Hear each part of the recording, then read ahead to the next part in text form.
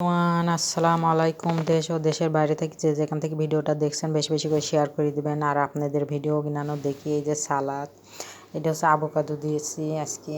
এই যে সালাদ, আর ওই যে এই শাকটার নাম তো আরবি ভাষায় কইছে আবু রাশেদ। এই শাকটা এমনিই খাই টক দইয়ের সাথে।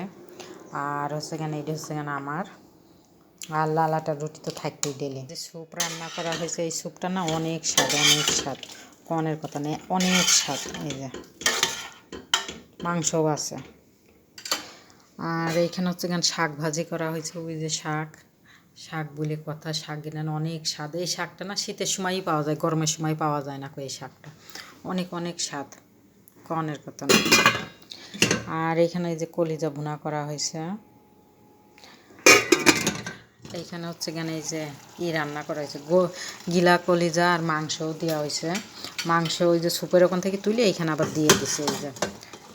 এই যে আমার ম্যাডামে আবার এটি পছন্দ করে, ডায়েট করে তো, হেলদি খাওয়ান। আর যে দেশে যে খাওয়ান, কোনো সময় মশলাও বেশি খাওয়া পড়ে, কোনো সময় মশলা কমও খাওয়া পড়ে, এরকমই খাওয়ান। ভিডিওটা ভালো লাগলে বেশি বেশি করে শেয়ার করে দিবেন, ভুলসুটি হলে ক্ষমা দৃষ্টি দেখবেন।